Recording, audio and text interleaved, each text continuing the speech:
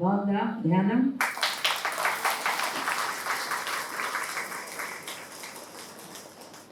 ఈ పొద్దున్న ఈ 3 గంటల ధ్యానం మనకు కొన్ని ఏళ్ళ బట్టి అలవాటు అయిపోయింది. ఎంత ప్రాక్టీస్ అయిపోయిందంటే అది 10 నిమిషాలు 5 నిమిషాలు ధ్యానం అనేది మన కంటికి ఆనదు. ఇప్పుడు అందరికీ 3 గంటల ధ్యానం అలవాటు అయిపోయింది. కేవలం ఈ సంగీతంతో ఎవరు ఏమి గైడ్ చేయరు, మధ్య మధ్యలో ఇంటరప్షన్స్ ఉండవు. ఒక సంగీతంతో మనం ఇంత అద్భుతమైన ధ్యానం చేసుకోగలుగుతున్నామంటే చూడండి పత్రికారు ఎంత మనకి అలవాటు చేసేసారో ఇదంతా.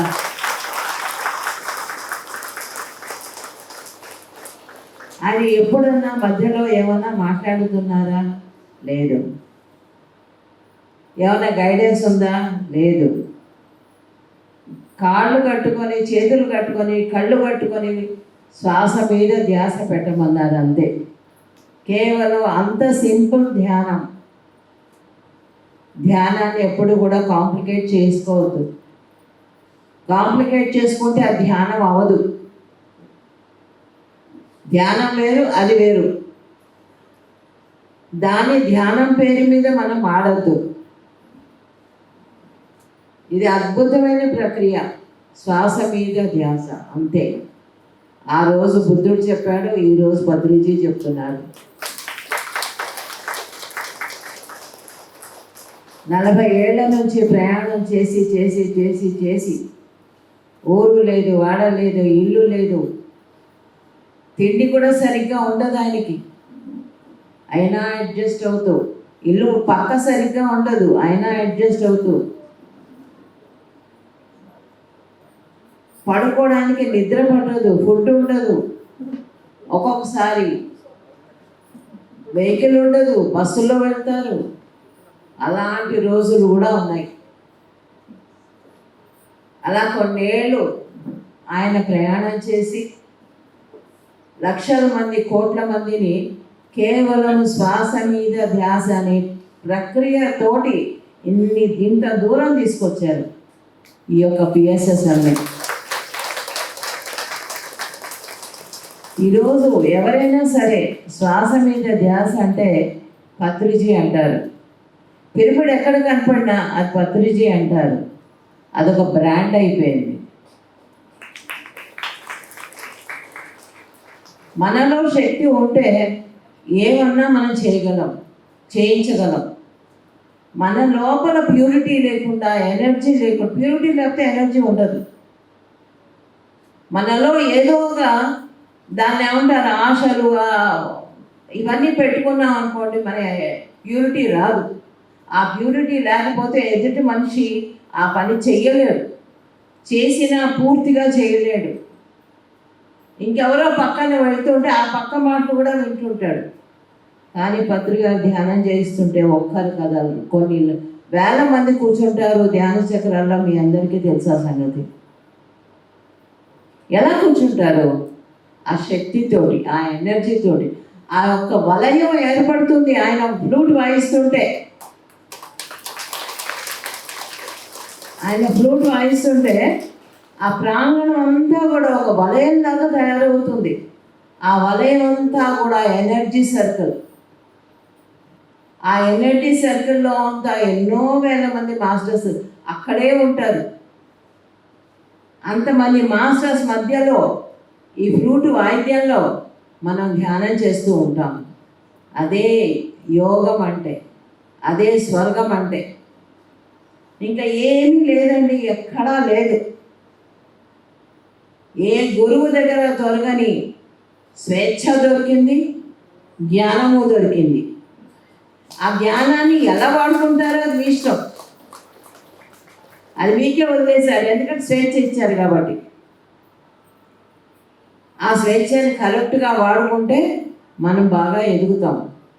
ఆ స్వేచ్ఛని మిస్యూజ్ చేశారనుకోండి, కిందకి వెళ్ళిపోతాం. పైకి లేపలేరు ఎవరు. మనం లేవడం కాదు, ఎవరు లేపలేరు. మనం కొన్ని జన్మలు పడుతుంది మళ్ళీ లేవడానికి. ఇంత అద్భుతమైన గురువు మనకి ఇప్పుడు దొరికారు. మన ఎదురుగుండా ప్రత్యక్షంగా, పరోక్షంగా కాదు, ప్రత్యక్షంగా మన దగ్గర ఉన్నారు. ఎప్పుడు పిలిస్తే అప్పుడు పలికే గురువు, ఎప్పుడు పడితే అప్పుడు ఆయన దగ్గరికి వెళ్ళగలిగే స్వేచ్ఛ ఇంత ఉంది ఆ గురువు దగ్గర మనకిచ్చారు. దాన్ని వాడుకొని చక్కగా ఎదుగుదాము, ప్యూర్గా తయారవుదాం, స్వచ్ఛంగా తయారవుదాం. మన క్రిస్టల్స్ అంటే అది క్రిస్టల్స్ ఎక్కడో లేరు, మనం ఆ క్రిస్టల్ అవ్వాలి. అంటే క్రిస్టల్ అంటే ఏంటి? ప్యూరిటీకి చిహ్నం, అది స్వచ్ఛంగా ఉంటుంది. అలాగా మనం తయారవ్వడానికి ఆయన విశ్వ ప్రయత్నం చేస్తున్నారు. విశ్వ ప్రయత్నం. ఒక టైం చూసుకోరు, రాత్రి 2 గంటలకు వస్తే 3 గంటలకు బయటికి వెళ్ళిన రోజులు కూడా చాలా ఉన్నాయి. కొన్నేళ్ళు ప్రయత్నాలు ఇవన్నీ.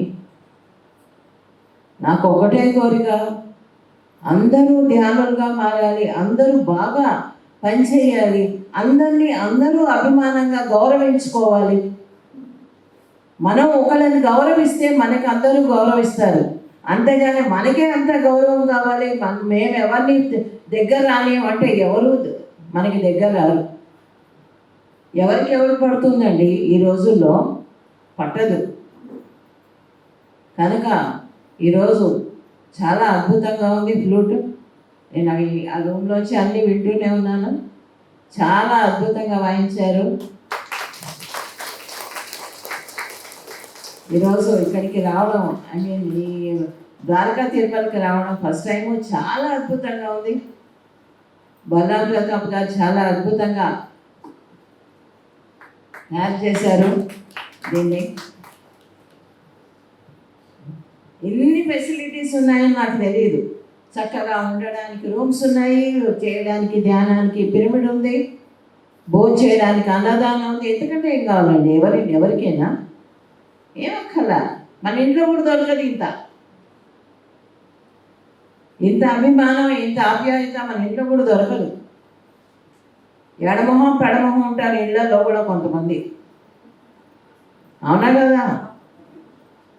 మరి ఒకళ్ళొకళ్ళు అభిమానంగా పలకరించుకోవడంలోనే ఉంది గొప్పదనం. అదే మనకి ఐశ్వర్యం, అదే మన ఆస్తి. పత్రికలు ఇచ్చారు మనకి ఈ ఆస్తి అంతా. ఎవరో ఇవ్వలే. ఆయన జేబుల్లో డబ్బు లేకపోయినా ప్రేమ అనే ఆస్తి ఇచ్చారు.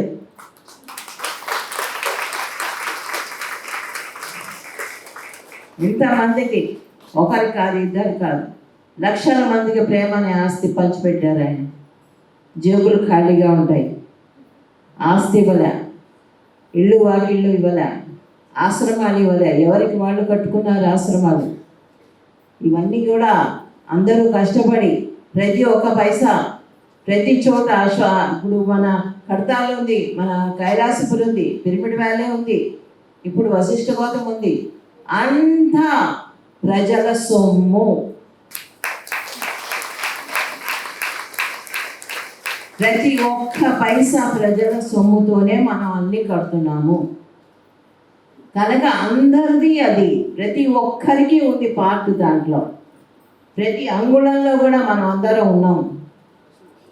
పత్రికలు ఏం చెప్తారు? అందరూ కలిసి కడితేనే అది బాగుంటుంది. నేను ఒక్కడిని కడతాను, ఇది నాదే అంటే అది నీదిగానే మిగులుతుంది. నీ దగ్గరికి ఎవరు రాను కూడా రాదు, ఎందుకంటే నీది కాబట్టి. ఇదే మనది అని కట్టుకోండి. ఈ పిరమిడ్ మనది, ఈ కైలాసపురి మనది, వశిష్ఠగోత్రం మనది అని చెప్పుకోండి. ఎంతమంది మన దగ్గరకు వస్తారో లెక్కాజామా లేదు.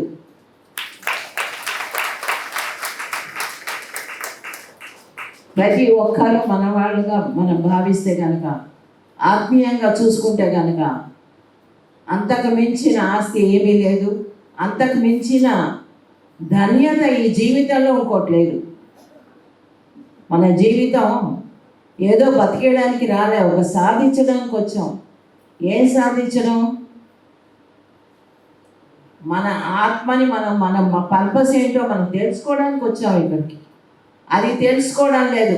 తక్కిన వాళ్ళ పర్పస్ అని మనం డిసైడ్ చేసేస్తున్నాం. నీ పర్పస్ ఇది, నీ పర్పస్ ఇది అని కాదు. మన పర్పస్ ఏంటో, నా పర్పస్ ఏంటో నేను తెలుసుకోవాలి ఫస్ట్. అప్పుడే మన అందరినీ బాగా చూసుకోగలం. మనం ఇక్కడికి వచ్చింది ధ్యానం కోసం వచ్చాం. ఇక్కడికి వచ్చారు సైట్ సీయింగ్ కోసం వచ్చామా? కాదు. పొద్దున్నే లేచి చూడండి, మీరందరూ ఎంతో అభిమానంతో ఇక్కడ ధ్యానానికి మనం ఎక్కడెక్కడి నుంచో ఎంతెంత దూరాల నుంచో మనం వస్తున్నాం ఇక్కడికి. ధ్యాన చక్రాల్లో కూడా అంతే, ఎక్కడెక్కడి నుంచో వస్తారు మరి ధ్యానం చేయడానికి, కేవలం ధ్యానం చేయడానికి. ఆ పొద్దున్న ధ్యానం మాత్రం ఎవ్వరూ మిస్ అవ్వరు. ఎందుకు? దాంట్లో అద్భుతాలు జరుగుతాయని అందరికీ తెలుసు. ఈ రోజుల్లో ధ్యానం అంటే ఎవరికి తెలియదు. ఆ ధ్యానం అనే పదం కనిపెట్టిందే పత్రికలు అనిపిస్తుంది నాకైతే. ఎప్పటి నుంచో, నా చిన్నప్పటి నుంచి మంత్రాల్లో వింటున్నాను నేను, కానీ ధ్యానం అనే పదానికి అర్థం నాకు మా అమ్మ నాన్న చెప్పలేదు, ఎవరు స్నేహితులు చెప్పలేదు, గురువులు చెప్పలేదు. కానీ ఇప్పుడు ప్రతి వాళ్ళ చెవులోనూ ధ్యానం ఉంది. ఆ ధ్యాన పదం ఇట్లా తిరుగుతూ ఉంటుంది ధ్యానం అనే పదం. పొద్దున్న లేచిందని దగ్గర జరిగింది ఎన్నో వేల సార్లు మనం ఆ పదాన్ని వాడతాం, ప్రతి వాళ్ళు వాడతాం. కనుక ఈ ధ్యానం అనే పదంలో ఒక మంత్రం ఉంది. ఆ ధ్యానం అనే పదంలో ఒక బీజాక్షరాలు ఉన్నాయి, అదే మహిమ. కనుక ప్రతి ఒక్కరూ ఆ ధ్యానంలో ఎదగడానికే ఇక్కడికి రండి, అంతేగాని ఇంకా దేనికి రావద్దు. మనం దేనికి పనికిరాము. మనం ఒక రాళ్ల మొక్కలం. నిన్న కూడా చెప్పాను, మనం ఒక రాళ్ల మొక్కలం. ఒక వజ్రాలు లాగా తయారయ్యి పైకి వెళ్తే మనకి మంచి ఇన్విటేషన్ దొరుకుతుంది, వెల్కమ్ దొరుకుతుంది అని చెప్పాను. ఎస్, ఇక్కడ కాదు మనకి వెల్కమ్ కావాల్సింది. మన ఏరియాలో రాగానే మనకి పూలహారాలు వేయడానికి ఇవన్నీ అశాశ్వతం. పైకి వెళ్ళి మనకు వస్తుందే అది శాశ్వతం.